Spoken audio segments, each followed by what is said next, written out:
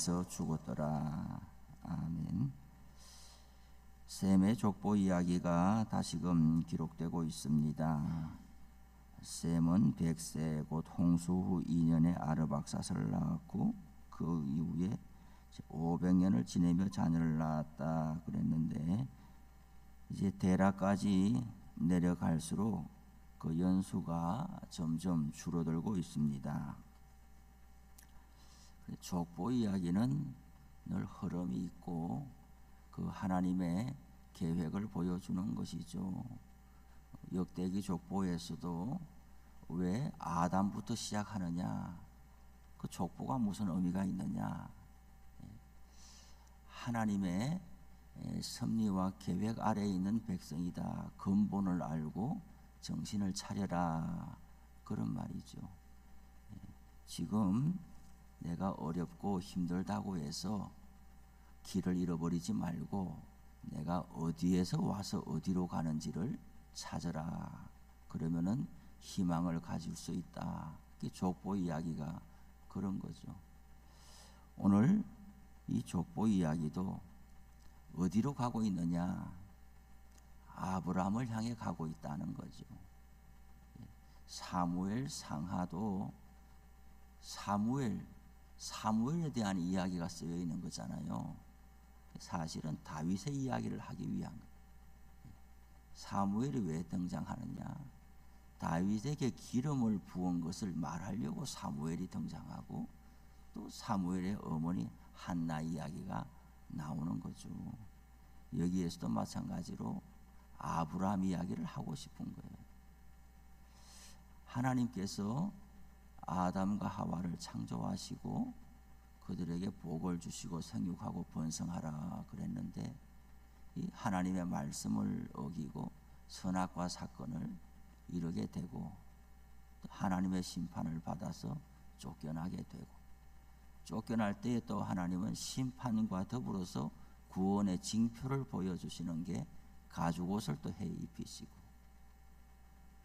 그 이후에 나와서 아이를 낳지만 가인과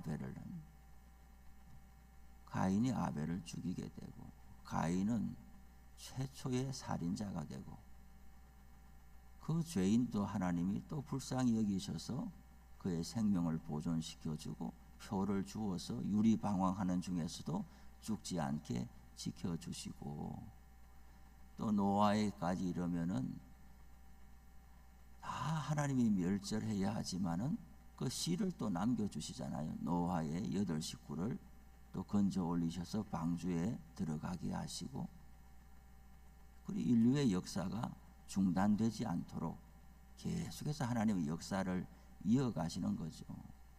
노아의 아들이 셈과 함과 야벳인데, 하나님은 노아의 입을 통해서 셈의 후손으로 구원의 역사를 이어가려고 하시는 거죠.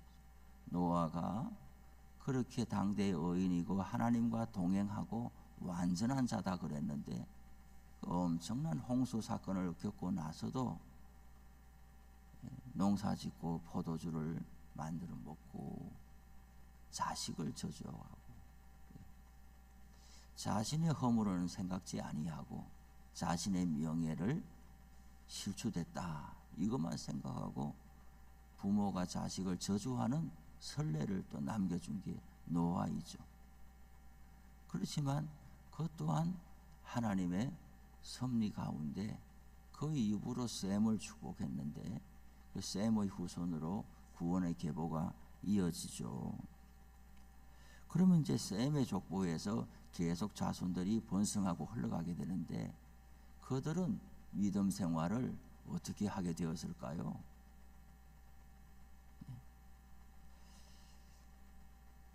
바벨탑 사건 이후로 쭉 흩어졌잖아요. 바벨탑 사건이 족보 이야기보다 앞선다 그랬잖아요. 성경은 뒤에 나와 있지만은 하나님이 흩어졌기 때문에 셈과 함과 야벳의 후손이 각 지역으로 흩어져서 그 어느 대로 살게 되었다 그랬는데, 여호수아 24장 2절에 가면은 뭐라고 하느냐?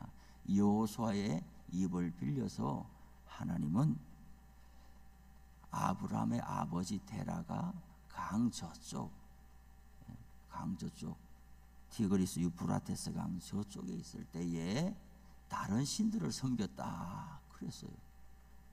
그 한 가지 단서를 보면 노아, 셈으로 이어지는 계보가 데라까지 내려가면은 그 신앙이 다 망실되었다 이 말이죠.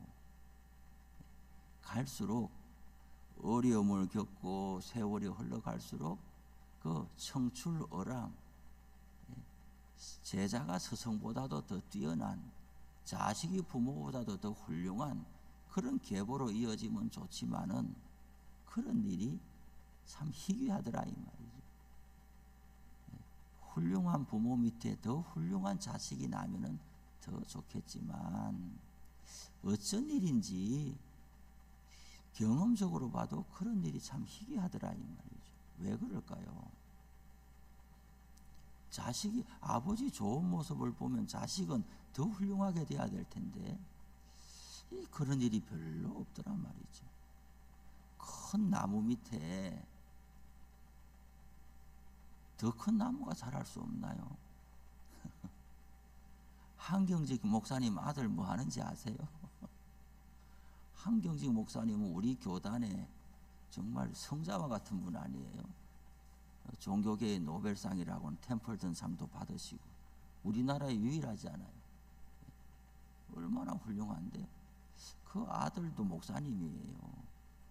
목사님인데 한 목사님만큼 그렇게 유명하지는 잘 모르죠 사람들이.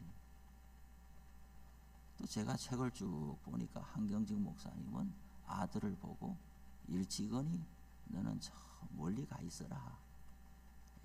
미국으로 건너가고 멀리 가 있어라.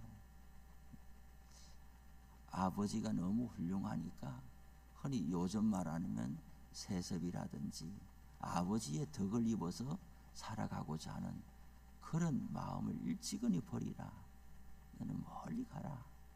가서 스스로 독립하고 개척해라. 이런 큰 어른들은 뭔가 좀 생각이 다른 것 같아요 우리하고. 또 한 목사님 생애를 제가 존경해서 참 여러 책을 사서 보고 그래. 살아있을 때는 본 적이 없어요. 그 한경직이라는 이름도 들어본 적도 없고 뭐 영락교회 이름 들어본 적도 없고 시골에 있다 보니까 그냥 아무것도 아는 게 없이 살다가 이제 신대원 2000년도에 신대원 준비하려고 도서관에서 이제 공부하는데 신문이 뿌려져요. 장신대 그 도서관 앞에도 일간신문 중앙일본가 일간신문이 호외로 발간이 됐는데 이제 보니까 한경직 목사 서거 뭐 이렇게 나오는 거예요.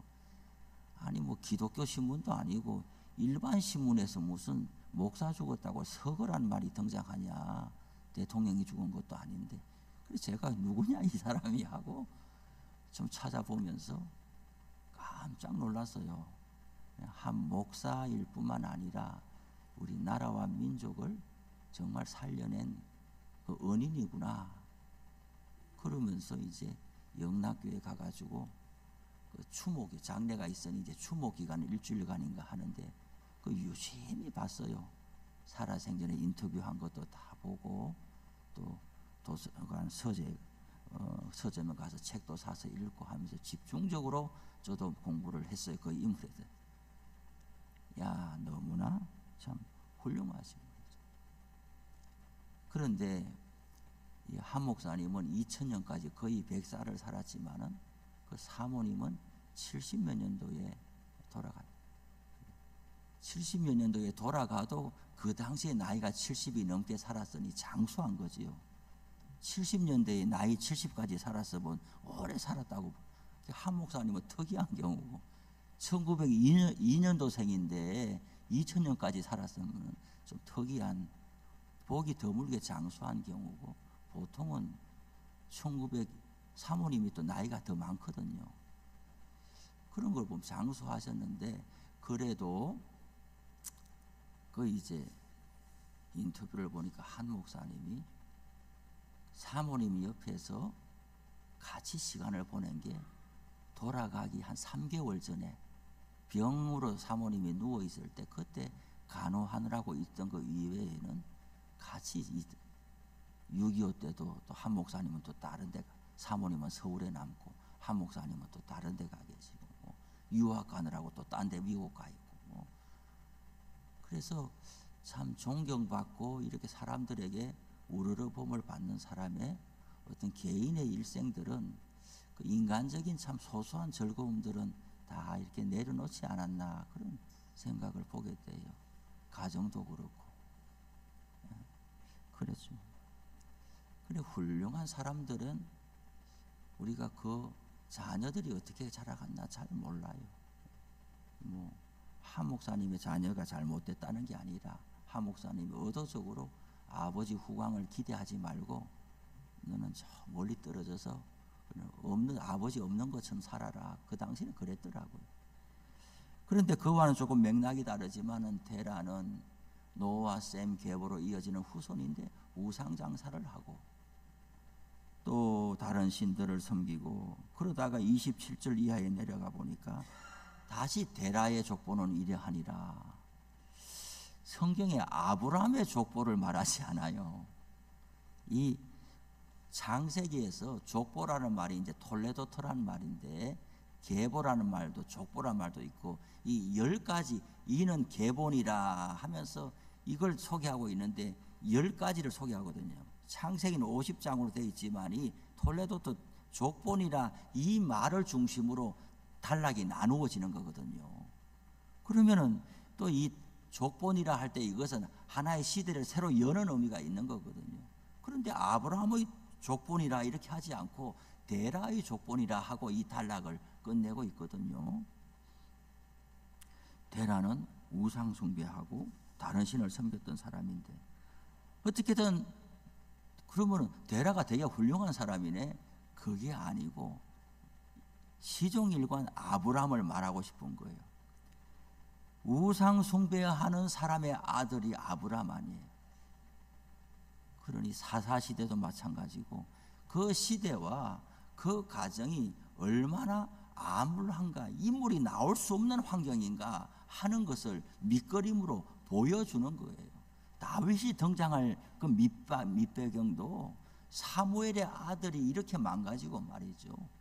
사울이 등장했으나 사울이 도저히 하나님의 기름 부어서나 지도자로 삼을 수 없는 후회하는 인생이 되었고 이렇게 보니 여기서 이제는 어떤 인물이 나올 거냐 하는데 이새의 집에 다윗이라는 사람을 하나님이 등장시키는 그 배경을 다 보여주는 것처럼 오늘 아브라함 이야기를 하고 싶은데 그 집안이 믿음이 출중한 집안이 아니라는 걸 보여주는 거예요. 신앙이 다 망실되고 데라는 우상 숭배하는 사람이었고 게다가 데라가 아이를 3명을 낳았는데 아브라함과 나홀과 하란을 낳았는데 하란은 자식을 낳고 아버지보다 먼저 죽었다고 이야기를 하는 거예요. 갈대아 우르에서 하란은 죽었어요. 아브라함으로 보면은 형제가 죽은 거죠. 또 이제 29절에 보니까 아브라함과 나홀이 하란은 죽었고 아브라함과 나홀이 각각 장가들었는데 부인 이름을 소개하고 있어요. 아브라함의 부인은 사레고 나홀의 부인은 밀가인데 이렇게 하면서 그런데 30절에 보니까 또 사레는 뭐라고 나옵니까? 임신하지 못하고 자식이 없다고 나오는 거예요. 지금 아브라함을 중심으로 이야기를 읽어보라는 것이죠. 아브라함 입장에서는 아버지는 신앙이 없는 사람이고 형제는 죽었고 또 결혼을 했는데 부인은 애를 못 낳고 이것은 안 되는 집안이거든요. 한나가 왜 그렇게 웁니까? 사무엘의 어머니 한나가 제사장이 엘리 제사장이 있는데 성전에 가가지고 왜 그렇게 울면서 기도하냐고요. 남편 사랑을 못 받았기 때문에 남편이 뭐라고 그럽니까? 한나가 그렇게 우니까 정말 그 옛날에 말이죠. 여자가 사람 대접을 못 받던 시대에 이 사무엘의 한나의 남편은 내가 10명의 아들보다 낫지 않냐 당신한테. 나 당신이 아들을 못 낳았다고 해가지고 나는 하등이 나한테 문제가 안 된다. 그냥 우리 둘이 행복하게 살자. 대가 끊어지면 어떠냐? 당신하고 나하고 그냥 한평생 살다가 죽으면 그만이다. 이 부인 사랑이 세상에 이런 있을 수가 없는 그 당시인데, 한나 입장에서는 그만큼 10명 아들 낳은 것보다 자식 없는 당신이 나는 더 사랑스럽다고 하니, 자식은 마음대로 낳지 못하죠. 이 말은 얼마나 한 여자로서 괜찮은 인생 아닙니까? 그런데도 자기 만족이 안 되는 거야, 자식이 없다는 게.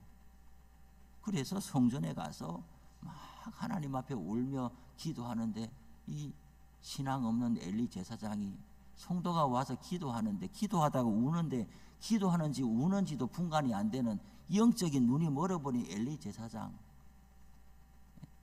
우는지 기도하는지 술 먹고 중얼거리는지도 분별이 안 되는 이 제사장, 그러면서 제사장의 자리에 계속 앉아있는 엘리. 술 먹고 왜 와서 여기서 중얼거리느냐? 한나가 뭐라 그래요? 주의 여종이 술 먹고 중얼거리는 게 아니라, 성경에 분명히 나오잖아요. 나는 마음이 슬픈 여자다, 이게. 그러니 자식이 없다는 것이 고대 시대 때는 얼마나 정말 하나님의 저주로 여길 만한 그런 시대인데, 아브라함의 부인이 결혼했으나 임신하지 못했다. 이 말은 애를 못 낳았다 이 말이 아니라, 자식을 임신할 수 없는 몸을 가졌거나 자식을 낳을 수 없는 어떤 여성의 모습이다 이 말인 거죠. 그러니 더 노력하면 되는 것이 아니라, 아브라함의 부인은 애초에 자식을 낳을 수 없는 태의 문이 닫혀진 여자로 만났다는 것이죠. 그러면은 하나님은 생육하고 번성하라고 그랬고, 이 계속해서 죄로 인해서 노아의 후손도 별 수 없고 셈의 후손도 별 수 없이 그냥 데라까지 와가지고 우상 숭배하는 사람이 됐는데, 어떻게 하나님은 믿음의 가문을 이어가고 만백성을 구원하기 위한 자손을 볼 수 있겠냐고요. 뿐만 아니라 데라가 갈대아 우르에서 가나안 땅으로 가고자 하더니, 성경을 보면 두 가지가 다 나와 있어요. 하나님이 아브라함을 갈대아 우르에서 불러냈다는 이야기도 있고, 오늘 성경을 보면 아브라함을 불러낸 게 아니라 데라가 식구를 데리고 갈대아 우르에서 가나안 땅으로 가고 싶은 거예요. 데라는 하나님의 뜻을 받들어 가는 사람이 아니잖아요. 성경에서 데라가 여호와 하나님을 부르고 예배했다는 기록이 한 구절도 없어요. 데라에 대한 구절은 다른 신을 섬겼다는 구절밖에 없는데, 그러면 이게 하나님의 섭리가 어떻게 흘러가는 거예요? 하나님은 아브라함을 불러내서 믿음의 조상으로 삼고자 하는데, 그 당시에 아버지 말을 듣는 시대 아니겠어요? 데라는 무슨 마음이 들었길래 자기의 본 고장, 본토 친척 아비집, 우상을 섬기는 모든 생업의 기반이 있는 갈대아 우르를 버리고 내가 우리 집안 모두가 가나안 땅으로 이사 가야 되겠다. 이사가 아니죠. 이민 가는 거죠. 이민 가야 되겠다, 이런 마음이 들었냐고요. 데라가 어떤 동기로 인해서 뭐 자식도 거기서 죽고 하니까 뭔가 이제 다른 마음을 가졌는지 모르지만은, 그러나 믿음 없는 아버지의 마음을 통해서도 하나님은 아브라함을 준비시켜 가시더라 이 말이죠. 게다가 아브라함 입장에서는 더 나쁜 것은, 하란에 갈대아 우르에서 하란을 지나가지고 가나안 땅으로 내려와야 되는데, 하란에서도 아버지가 또 죽었단 말이에요. 아브라함 입장에서는 삼형제가 있는데 형제가 죽었어요. 또 그 형제의 아들 조카 롯을 또 떠안아야 됐어요. 나이가 많으나 적으나 아버지는 아버지잖아요. 아버지의 자리하고 위상이 얼마나 의지하는 바가 많아요. 그런데 또 아버지는 죽었어요. 하란에서 중간에. 부인은 또 애를 못 낳아요. 그럼 하란에서 아브라함이 어떻게 살아야 되겠어요? 다시 갈대아 우르로 돌아가야 되겠어요? 하란에서 정착해야 되겠어요? 뭐 어떻게 해야 되겠냐고요.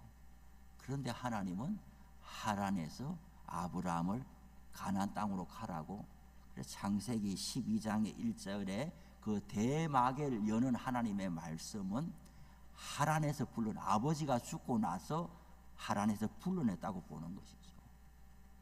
온갖 마음이 복잡하고 번민이 가득할 때 하나님은 그 하란에서 아버지 죽은 이후에 아브라함을 보고 가나안 땅으로 가라. 내가 너를 복의 근원으로 삼겠다. 이 길게 이야기를 했지만은 하나님은 우리에게 큰 역사를 시작하실 때에 안 되는 환경에서, 어려운 환경에서, 빛을 보지 못하는 환경에서, 생각과 번민과 갈등이 많은 환경에서 하나님은 한 줄기 빛과 같이 우리에게 말씀하신다. 그래서 하나님의 부름을 받아서 새 인생을 시작할 때에 어떤 사람도 될 만한 환경에서 시작했다는 말이 없어지는 거예요. 나는 아무것도 아닙니다. 나는 정말 내 생명 하나 보존할 수 없는 입장에 있었는데 하나님이 날 건져주실 뿐만 아니라 믿음의 세계에도 입문하게 해주시고 하나님의 기업도 있게 해주시고 하나님의 사람으로 살아가게 해주시니 내가 남은 인생은 완전히 하나님 앞에 바쳐진 인생으로 살겠습니다. 그것이 하나님의 우리를 인도하시는 길이더란 말이죠. 오늘 하루 살면서 우리에게 여타간에 고단한 일이 있고 괴로운 일이 있어도 어려운 중에서도 하나님은 새 일을 여신다. 아브라함처럼 이 믿음과 신앙으로 하루 살아갈 수 있기를 바랍니다. 하늘에 계신 우리 아버지, 아버지의 이름을 거룩하게 하시며 아버지의 나라가 오게 하시며 아버지의 뜻이 하늘에서와 같이 땅에서도 이루어지게 하소서. 오늘 우리에게 일용할 양식을 주시고 우리가 우리에게 잘못한 사람을 용서하여 준 것 같이 우리 죄를 용서하여 주시고 우리를 시험에 빠지지 않게 하시고 악에서 구하소서. 나라와 권능과 영광이 영원히 아버지의 것입니다.